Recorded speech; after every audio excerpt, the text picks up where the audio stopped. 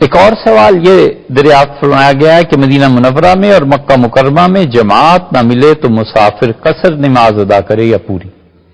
ہمارے نزدیک حرمین شریفین اور عام دنیا میں جتنی جگہوں پہ نماز پڑھی جاتی ہے اس میں فرق صرف افضل ہونے کا ہے۔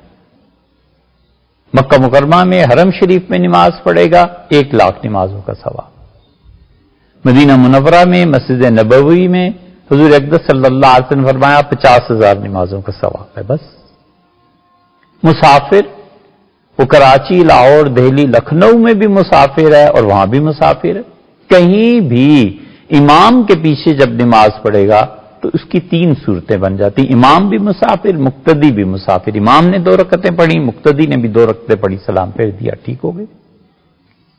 امام مقیم ہے، 4 رکعتیں پڑھا رہا ہے، مسافر اس کے پیچھے نماز پڑھ رہا ہے تو دہلی، لکھنؤ، کراچی، اسلام آباد میں پڑھے یا حرمین شریفین میں پڑھے، امام جب مقیم ہے تو مقتدی اس کے پیچھے مقیموں ہی کی طرح نماز پڑھے گا، 4 رکعتیں ہی پڑھے گا۔ اور تیسری صورت یہ ہے کہ امام مسافر ہے، 2 رکعتیں پڑھتا ہے نا، اور اس کے پیچھے نماز پڑھنے والا مقیم ہے تو وہ مقیم 2 رکعتیں جو باقی رہ گئی ہیں کھڑے ہو کے پورا کرے گا، جیسے عام طور پہ نماز پڑھنے والے اس مسئلے کو جانتے ہیں۔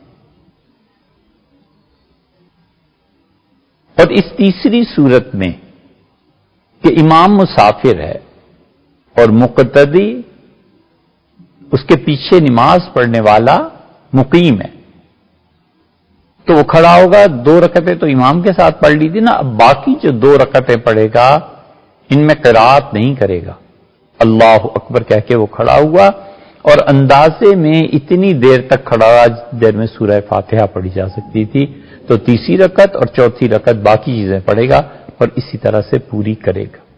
یہ جتنے لوگ فاتحہ خلف الامام کی بحث کرتے ہیں نا اور ہمیں بھی سوال بھیجتے رہتے ہیں، انہیں جاننا چاہیے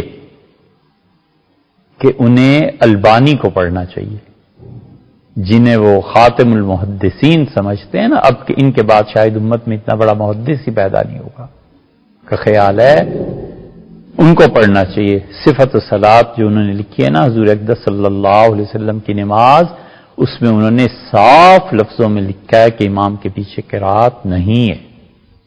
اس کی تفصیل وہیں دیکھ لیجیے۔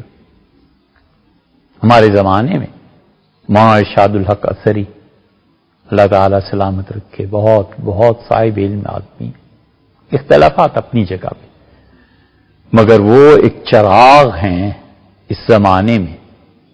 اہل حدیث حضرات کے ہاں بھی اتنا بڑا آدمی غالباً اب کوئی نہیں، انہوں نے بھی یہی لکھا ہے کہ اگر کوئی قرات نہیں کرتا تو نماز ہو جائے گی۔ انہوں نے تو یہاں تک لکھا ہے کہ اگر کوئی کہتا ہے کہ اس کی نماز ہی نہیں ہوگی تو اہل حدیث میں سے ہی نہیں ہے۔ مولانا محمد گوندلوی رحمہ اللہ، جنہوں نے سید انور شاہ صاحب کشمیری رحمۃ اللہ علیہ کے مقابلے میں چیزیں لکھی ہیں، بہت لوگوں سے ہم نے سنا، حضرت نے کئی سال بخاری شریف پڑھائی، بڑے صاحب کرامت لوگوں میں سے تھے، اور اہل حدیث جو ان کے شاگرد تھے بہت سو سے ہم نے سنا کہ جھوٹے آدمی سے انہیں بو آتی تھی، کوئی جھوٹا آ جاتا تھا مجلس میں تو اٹھا دیتے تھے۔ وہ کہتے ہیں بارہا ہم نے دیکھا ان میں ایسی ایک روحانی چیز تھی کہ جھوٹی بات اور جھوٹے آدمی سے انہیں اتنی شدید نفرت تھی کہ اٹھا دیتے تھے۔ محمد گوندلوی رحمۃ اللہ بھی یہی لکھا ہے کہ فاتحہ جو امام کے پیچھے نہیں پڑھتے ان کی بھی نماز ہو جاتی۔ تو اس لیے خیال آیا کہ وہ جو 2 رکعتیں پڑھے گا نا امام کے بغیر، یعنی امام نے سلام پھیر دیا، وہ مسافر تھا، مقیم ہے، 2 رکعتیں جو اپنی ادا کرے گا کھڑے ہو کے، یہ دونوں رکعتیں سورہ فاتحہ پڑھے بغیر ادا کرے گا۔ اس لیے حرمین شریفین ہو یا دنیا کا کوئی بھی خطہ ہو، نماز کے اصول یہی رہیں گے۔ مسجد نبوی، دوسرا سوال جو آپ نے دریافت فرمایا کہ مسجد نبوی اور مسجد حرام کے لیے نماز کا کیا حکم ہے؟ وہی حکم ہے جو ساری دنیا میں حکم ہے۔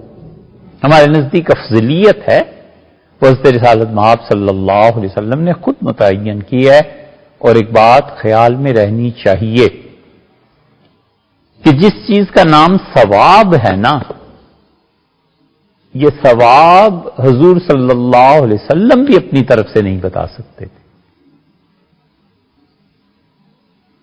اس پہ باقاعدہ بحث ہوئی ہے کہ شارع حقیقی کون ہے، شریعت کو بتانے والا، وضع کرنے والا، شریعت کو بنیادی طور پر شروع کرنے والا، حکم دینے والا کون ہے. دو چیزیں، ایک ثواب اور ایک حکم. نماز میں اتنا ثواب ہے، بیت اللہ میں نماز پڑھی 1 لاکھ کا ثواب ہے، مسجد نبوی حاضری ہوئی 50,000 کا ثواب ہے. اب ایک آدمی اٹھ کے کہتا ہے کہ اچھا آپ ہمارے محلے کی مسجد میں اگر نماز پڑھ لیں تو یہاں پر 1 کروڑ کا ثواب ہے. کیا یہ جائز ہے؟ فقہا کہتے ہیں حضرت رسالت مآب صلی اللہ علیہ وسلم بھی ثواب متعین نہیں کر سکتے تھے جب تک کہ اللہ کی طرف سے وحی نہ آئے. یہ ضروری نہیں ہے کہ وحی کا ہمیں پتا ہو یا پتا چلے. اللہ تعالیٰ دل میں ڈال دیتا تھا. اسی لیے حدیث میں جہاں آیا ہے نا کہ فی قلبی، میرے دل میں یہ بات ڈالی گئی، وہاں یہی مراد ہے کہ وہی ایسی سری اور خفی ہوتی ہے کہ بظاہر کسی صحابی رضی اللہ عنہ نہیں پتہ چلا. تو ثواب کا متعین کرنا یہ نبوت بھی نہیں کر سکتی، اللہ ہی کا حق ہے اور اللہ ہی کرتا ہے. وہی انبیاء علیہ الصلوۃ والسلام کو بتاتا ہے. تو جو لوگ اپنے پاس سے ثواب گھڑتے رہتے ہیں نا، انہیں ڈرنا چاہیے اس بات سے کہ جھوٹی روایات اور جھوٹے ثواب اپنے پاس سے بنا کے لوگوں کو بتاتے رہتے ہیں تاکہ لوگ دین میں داخل ہوں. دوسروں کو دین میں ترقی دینے اور بڑھوتری کے لیے یہ جھوٹ بولنے پر اپنا جو خدا کے ہاں سے بڑا غرق ہوتا ہے وہ نہیں سوچتے. اسی لیے اللہ نے ومن اظلم ممن افترى علی اللہ، اللہ نے فرمایا اس سے بڑا ظالم کون ہوگا جو اللہ کے ذمے وہ چیز لگاتا ہے جو اللہ نے نہیں کہی. بہتان ہو جائے گا. اور دوسری چیز حکم. اختلاف اس پہ بھی ہوا ہے کہ حکم شریعت کا دینا، مثلا نماز پڑھو، مثلا قتل کے عوض میں قتل ہے، مثلا قتل کے عوض میں پیسہ ہے، خون کے بدلے میں پیسہ اور خون دونوں ہے. اصل شارع کون ہے؟ شارع حقیقی ہمارے نزدیک اللہ ہے. اللہ کے علاوہ کوئی حکم نہیں دے سکتا. حضور اقدس صلی اللہ علیہ وسلم نے بھی جتنے حکم دیے ہیں یا تو وہی آئی ہے اور یا پھر وہی خفی اور سری طور پر آئی ہے، اندر ہی اندر دل میں اللہ نے ڈال دیا. رسول اللہ صلی اللہ علیہ وسلم بھی شارع حقیقی نہیں ہے. شاہ عبدالعزیز صاحب رحمۃ اللہ علیہ نے تحفہ اثنا عشریہ میں یہ لکھا ہے، اور اگر اس کی پوری بحث دیکھنی ہو تو فوات الرحمود میں بحر العلوم علامہ عبدالعلی رحمۃ اللہ علیہ نے لکھا ہے، وہاں دیکھ لینی چاہیے. اور احمد رضا خان صاحب نے اس پہ خاصی تفصیل سے لکھا ہے، اور انہوں نے یہ کہا ہے کہ اللہ تعالیٰ بھی شارع ہے اور رسول اللہ صلی اللہ علیہ وسلم بھی شارع حقیقی ہیں.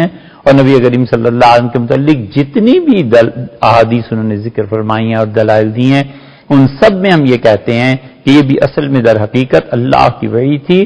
خدا کے علاوہ چونکہ مخلوق خدا کی ہے نا، تو اس لیے مخلوق کے لیے کوئی بھی حکم اللہ کے علاوہ کوئی نہیں دے سکتا، اگرچہ پیغمبر علیہ الصلوۃ والسلام ہی کیوں نہ.